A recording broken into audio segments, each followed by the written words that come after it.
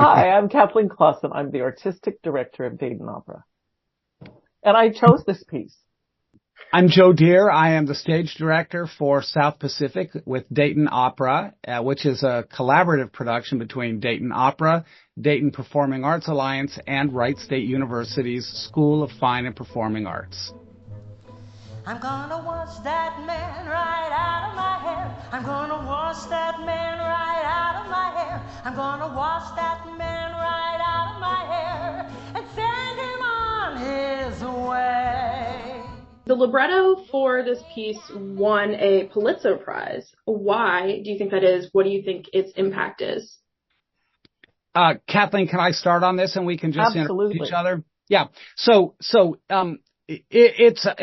Pacific is the third of the major works that Richard Rodgers and Oscar Hammerstein II wrote together. Both of them very, very experienced writers by that point. Rodgers was, he could have, and his former partner was a guy called Lorenz Hart. People called him Larry Hart.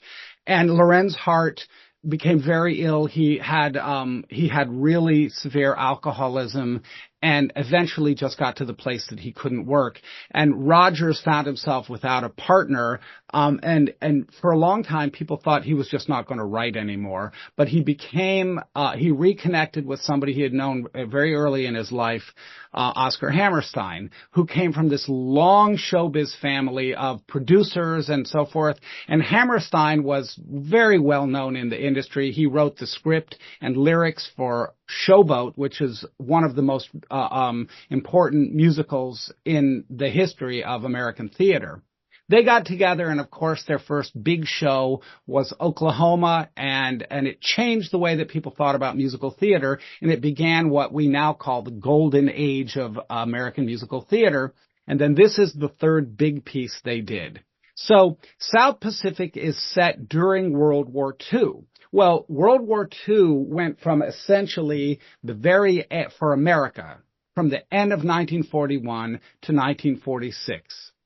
This show was done in 1949, so it was the most contemporary kind of theater. It would really be like us having done a musical or a theater piece about the attack on the World Trade Center in 2005 or something like that. It was that current for its audiences. So it was a very contemporary piece of musical theater when writers were not really looking at contemporary settings. Oklahoma is set in the turn of the century in the Oklahoma Territory. Carousel is set in the 1880s in the Maine coastline. For New York audiences, Chicago, Philadelphia, Washington, Boston audiences, that was far away, exotic places. But South Pacific is set in a very, very current time. And the reason it was so revolutionary is that Rodgers, and in particular Hammerstein, wanted to look at the urgent social issue of racism. It is the reason that they chose to do the story, right? They adapted James Michener's collected short stories called Tales of the South Pacific. But what Hammerstein, who was an extremely progressive guy politically and socially, he wanted to look at America's great, the most pressing social issue of that time, and I think many would argue of our time, which is racism. And so they created a story that has these two parallel storylines. One that's about a nurse called Nellie Forbush, who's from Little Rock, Arkansas, and the other storyline concerns a Marine Lieutenant, Joe Cable. And they both end up on this island in the South Pacific, and they fall in love with people who live there. And the crisis that both Nellie faces and Cable faces is that they discover in themselves that they have the curse of racism, that they discover that they have these feelings. Debec was once married to a Polynesian woman, and she died, but he has 2 children from that marriage. He says, I loved her, and I love my children, and I have no apologies to make to anybody. But Nellie discovers that that's a real obstacle for her, and her crisis is, how do I deal with what I've discovered about myself? And then Cable in the same way. And the story unfolds. They both take very different ways of addressing this terrible thing that they find in themselves. They look in the mirror and see that they are cursed with these feelings, and both of them address it. And it's both a contemporary story and a hopeful story. And so I think that's why it won the Pulitzer Prize. Not to mention, it's exceptionally well crafted. People have marveled at the idea that the Pulitzer Prize committee gave the Pulitzer Prize only to the words, not to the music, which is, of course, that's the way they somehow conceived of drama, as being only words. But we are so happy to understand that, Richard Rodgers' contribution to it is 100% of its reasons for success, and Oscar Hammerstein's contributions are 100% of the reasons for the success. They can't function without each other. Part of course, the reason that I chose it is the music is so spectacular. It's really, really great.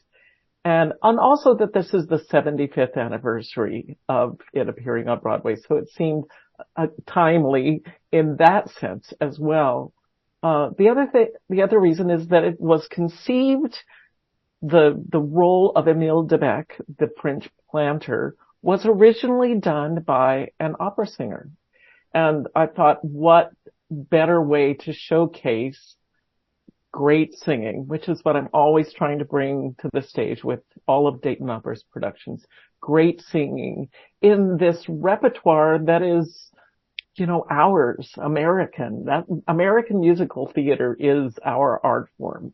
And plus we're going to have 50 members of the Dayton Philharmonic in the pit playing this glorious score, which is not something people get the opportunity to hear nowadays. So yes, the dialogue and the singers will be amplified, but that will not supersede the acoustic experience of hearing this gorgeous score played by this fantastic orchestra. The recent Broadway revival, sort of recent, 2008, had the full complement of musicians that were in the original Broadway company, which I think was something crazy like 29. Mm-hmm. Right? I think it was 29, which was unheard of in contemporary Broadway times. This was at Lincoln Center, and they pulled back the stage. It was on a like a motorized winch. It pulled it back so the audience could look at the entire orchestra playing the overture. Then it slid over and covered up most of the orchestra. Well, we have nearly double that complement of musicians. So I promise you, no one will ever hear South Pacific played more gloriously than this. And it is one of Rodgers' most exquisite scores. And Neil Gittleman, of course, he's on fire about this show. It's just a treasure to be able to talk with him about it. I just think it's going to be, for me, it's going to go in the memory book as something very rare. So again, sort of going back to this marriage of theater and music that is musical theater, that is opera, the idea of this underscoring, this continuous music actually came out of opera. Yep. And it is very operatic in the way that is used, that the music, the orchestral music is used as a character, as a part of the storytelling of the piece. It's like I always say, like when you go to a movie and it's a scary movie and you hear the music change and you go, don't open that door, you crazy person. Can't you hear the music? Well, the music in this serves that same purpose. It's just astonishing. I saw that same Broadway revival, and that moment when you heard the whole orchestra was breathtaking. So the the orchestra, the music being a character that's like a uniquely opera kind of function? I wouldn't say it's not. Well, it started that way. Okay. And then, of course, musical theater, operetta, which came out of opera. Operetta used the same thing. The underscoring is that. And then American musical theater came out of that tradition as well and used that. Not always. I mean, some of it, the storytelling through music is something that Rodgers and Hammerstein did in a way that I'd say, Joe, you can tell me, no one really had done before that. Well, obviously, Yeah. Jerome Kern did it. But Jerome Kern did it, and he died his a career, few years before this. Yeah.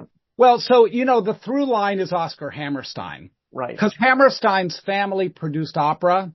They produced operettas. He wrote the scripts and lyrics for operettas and translated and so forth for many, many, many, many years. In fact, the project that he did right before he started working with Richard Rodgers was something called Carmen Jones, where he took Bizet's Carmen and used the entire score of Carmen, but he wrote a new American version of it that he set in the South. I want to say in the tobacco part of the country where tobacco grows in America's South. So he was always trying to connect the richest traditions of opera and operetta to popular American musical comedy. They called it musical comedy in those days. Even if it was a serious work, they called it musical comedy. And then Rodgers and Hammerstein together manifested this real new, incredible forward step in the creation of music that includes exactly what Kathleen's talking about. They wanted to bring the world of opera and the world of musical theater together, as did people like Leonard Bernstein and Jerome Robbins and a lot of great people. So this is people in their most muscular time in their lives artistically pushing the art form forward. It's pretty great. Wash him out, dry him out, push him out, fly him out, cancel him, and let him go.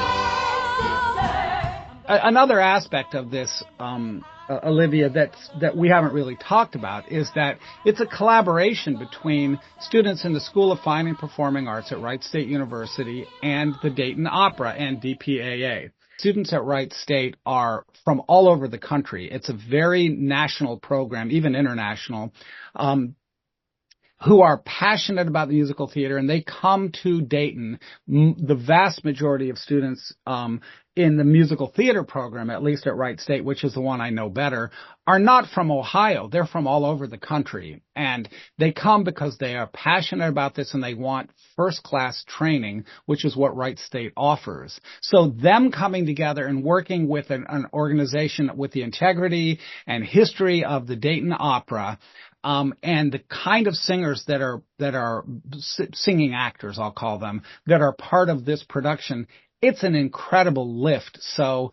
I'm grateful that some of my faculty colleagues are part of it, some former students. We've got several alumni who are part of it, and then the current students and lots of faculty are involved. It's just great. So it's going to be a very, very rare thing. It's been my goal to bring a little bit of everything to Dayton audiences, and both new pieces and old pieces, but always looking at the old pieces with fresh eyes, and that the old pieces remain part of our repertoire for a reason. There is greatness in them that is just waiting to be mined. And as you said, you've never seen it. Neil Gittleman has never seen a live version of it either. I'm sure there's plenty of Dayton audiences who have it, and no one will have heard the music played this way. So this is going to be something, well, I dare say, once in a lifetime experience. One of the things that I love about this art form and that I love about the fact that you're directing it is what we do is a living, breathing art form that is passed down from generation to generation, from artist to artist. Yeah. So what you give the students and the cast is informed by your life as a performer, your your very deep and rich experience with all of the repertoire. And we pass that information down from generation to generation. And there's this long unending line that I think is, feels a privilege to me to be a part of. My father sang Emile de Becque at our local, musical theater place. And, I was 12. Wow. And I used to help him learn his parts. I would hold book for him. So I always joke that I could do any baritone role in all of musical theater because I know every single word. It's really quite special. So it's dear and dear to my heart. On his opening night, I made a little scene with my Barbie and my Ken sitting as Emile and Nellie. I wish I had a photograph of that, but I have a mental image of it. And so it's a piece that I've loved since I was small. I think that's great. Me too. I remember dancing around to There's Nothing Like a Dame or Bloody Mary or any of those things. It's just the music is so fun and infectious. And then on the other hand, it's richly romantic. And I didn't understand You've Got to Be Carefully Taught until I was much older. But you grow up with these shows in your ears, like lots of people of my students' age grew up hearing Rent as a show that was from before they were born, or Les Mis or Cats or something like that. That feels like, oh, that's what the musical theater used to be. Well, when I'm a kid growing up in the 1970s, 1949 was only not even 30 years earlier, right? So it felt like it was ancient, but it was only 20 or 25 years earlier. It's in the air for lots of us, and I'm glad it will be in the air for the young people working on this and for our audiences, many of whom will never have had an experience of it before. So it's interesting. It's a classic that seems like its time is now.